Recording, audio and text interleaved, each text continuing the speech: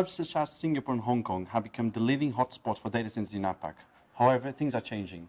Joining me today is Andrew Rigali, Vice President of Corporate Development Strategy at Equinix for Asia Pacific, and also Interim Country Manager for Singapore at Equinix. Andrew, thanks a lot for joining me.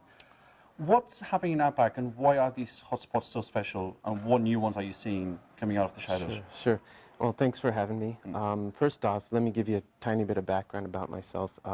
I've been with Equinix for about 16 years. The company is 20 years old. We've been sitting in the middle of a great wave, a lot of great trends that are all favoring huge exponential growth in data center demand. I started with the company back in Silicon Valley 16 years ago, and I moved out to Asia 7 years ago. The main reason to your question is because I, like a lot of people, see Asia as really at the beginning of the next wave.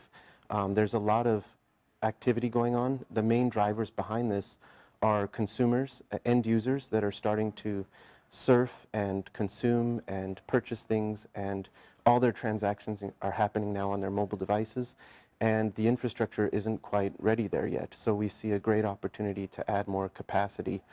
Today we're in 12 markets, but we are looking at others. We see a great opportunity here. Okay, so you've been here for 7 years, and then along those 7 years, we've seen Singapore coming to the spotlight. Yeah. We've seen Hong Kong, Tokyo, Sydney, all these markets that we know are quite established, and we can call them tier 1 markets in APAC.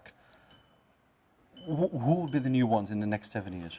Well, I think you nailed it very nicely. For us, the core markets were those 4. That was the beginning of our footprint 20 years ago. We've continued to build on those. It's not like we're slowing down. In fact, we're now on our 4th or 5th data center, and in Japan, we're on our 10th data center in Tokyo. And every data center we build is 2 or 3 times the size on a megawatt basis compared to the prior. So we're not slowing down in those markets, but we are seeing an uptake in some of the newer markets. For us, for Equinix, that would include mainland China. It would include Southeast Asia, India and Indonesia. We just announced a new move into Seoul just a few months ago. So for us, we're continuing to build on our existing core, but also now starting to augment that with more infrastructure around the edges. Now, one of the exciting markets in APAC is India, which hasn't really broken through the hype. Everyone talks about it, but no one is really going into it yet. But it will change the next 2 to 3 years, according to what analysts are saying. What's Equinix plans for India specifically? The whole team has been working on India for the last 7 years, and I've been personally visiting the country quite a bit. And I've seen a huge change just in the last 24 months. I remember going to India 5, 6 years ago. You can definitely see more people with mobile devices. You can see the cost of bandwidth has gone down.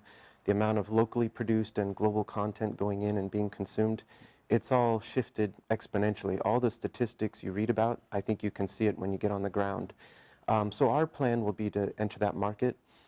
We look at things, we look at organic builds, we look at M&A. We're open to all those possibilities, and the team is considering those options now. Do you have sort of a time frame for when we're going to have an Equinix hub, a physical hub in India? I can't give you a date. I can tell you we're looking and exploring the market and considering options right now. Okay. And you've mentioned the growth in consumption from consumers in terms of internet services and applications and enterprise and everything else.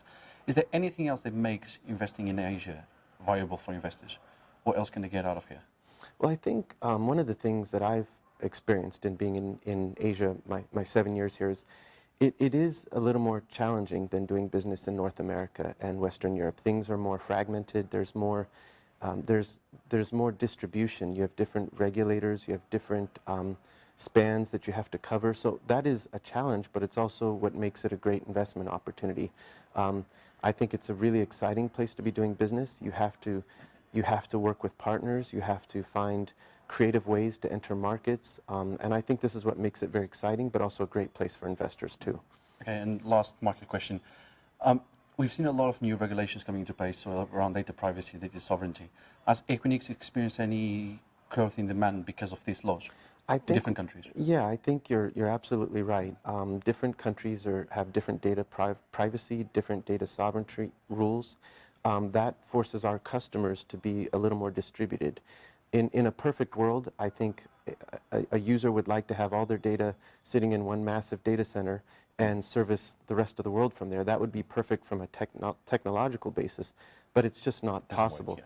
You have to be distributed, and in fact, I do think that is part of the reason why we're seeing a huge growth. It's the end user, but also the regulations that are creating that environment. Okay, and then we are at Edge Asia 2019. It's the first time that the Edge Congress Series comes into Asia. What do you expect in the next 12 months to happen? It can be one thing or several things, but what do you expect to really change in the next 12 months in Asia around edge computing? That's a great question. I think there's a lot of things that are going to be happening. I think we'll continue to see continued investment. I think the numbers and facts and figures that we're referring to today are going to seem very reasonable 12 months from now. We're hearing news about 100 megawatt data centers and 200 megawatt data Almost centers. weekly now. And that sounds huge, but I think many of the panelists are talking about, and I agree, a lot of that will get absorbed and consumed. So what seems like a massive size today probably will seem very, very realistic and reasonable, I think, 12 months from now. Something very small in the bigger scale. All right, Andrew, thanks a lot for talking to me. Sure. Don't forget you can follow Data Economy on Facebook, LinkedIn, and Twitter, and also visit the website on www.data-economy.com.